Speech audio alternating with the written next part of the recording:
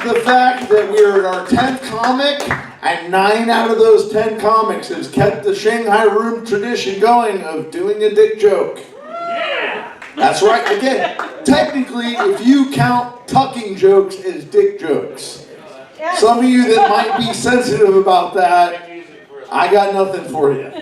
Sorry. As a strong tucking enthusiast. Alright. You guys, I've had to listen to your hosts to all these dick jokes and tucking jokes. And if you guys would like to tip me, you definitely ask your bartender for my favorite drink. If not otherwise, just give your hands and put them together for On Deck Ian McCurdy. But come to the stage, the guy who has a story to tell, PJ the Coog, aka the Quesadilla Date.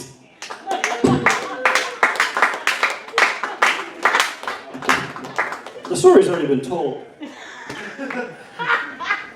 If we were listening. Give it up for Nick Cody. If you haven't spoken to Nick for more than 15 seconds, you may not know he went to the University of Oregon. If you've spoken to him for more than 15 seconds, you will definitely know he went to the University of Oregon. I appreciate U of O because it puts a fan base on the West Coast that's more arrogant than the Huskies. Oh, yeah. I'm called PJ the Coog. I went to Washington State University. I have a journalism degree from Washington State University, which means I work in a blue-collar aerospace job. I used to work doing a lot of cooking jobs, so I've stepped up. Yeah, exactly. And a coworker of mine, he's a young man, and he knew I liked dad jokes. And so one day he comes up to me with this dad joke, and he's going to tell it. And I have to say, the catastrophic failure of his dad joke made it funnier than if he had told it correctly. He said, okay, why did the Romans hate the sunrise? And I said, why? And he said, because dawn is tough on Greece. And so then I'm using my history minor to explain to this young man the difference between the Romans and the Greeks. Okay. Anyway, and one time he told me, he said, I live in mortal fear that someday you're going to tell somebody that story. And I said, rest assured, I tell everyone that story. Before I got my aerospace job, I did a lot of temping.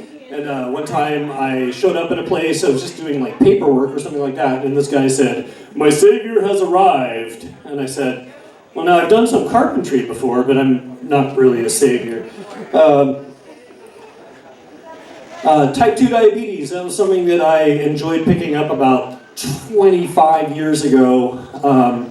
And I had a lot of the symptoms. I was grumpy a lot, I had high blood sugar, I was having to go to the bathroom a lot, I was drinking a lot of water. And one thing that the doctor never told me was that I might wet the bed.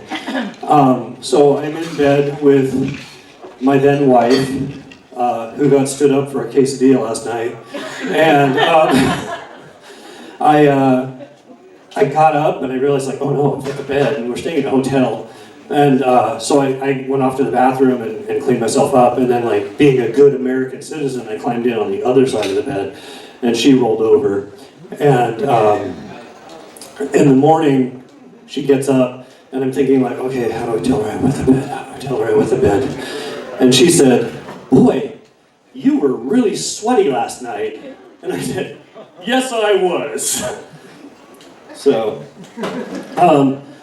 on that divorce, hashtag divorce for a reason. I don't know if you've heard people say things like, do not take laxatives and sleep aids simultaneously.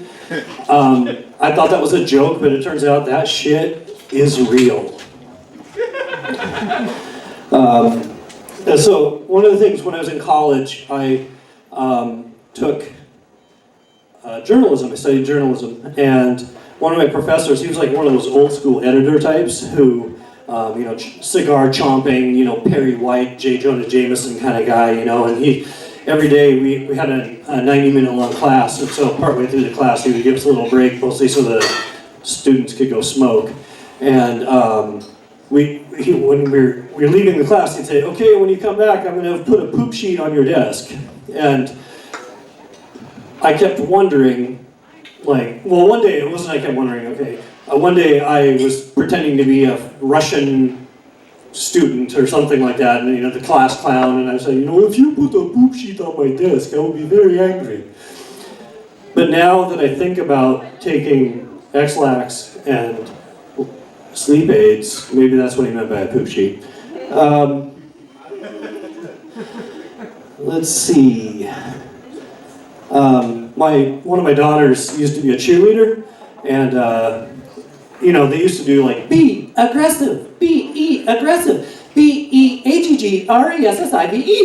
But in the modern era, they don't want people to be aggressive, so they do things like be persuasive, BE persuasive, BEPERSUASIVE, be proactive, BE proactive, BEPROACDIVE. Okay. Yeah.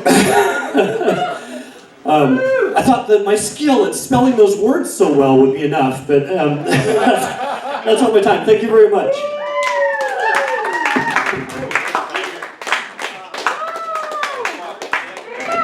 Give it up one more time for PJ the Coug. I knew he was a Coug because the way he wrote it on the sign-up sheet.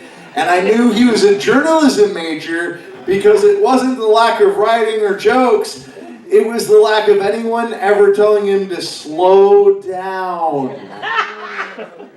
And, as a former journalism degree graduate, I gotta say, fuck you, Adderall. Happens to me too. All right, on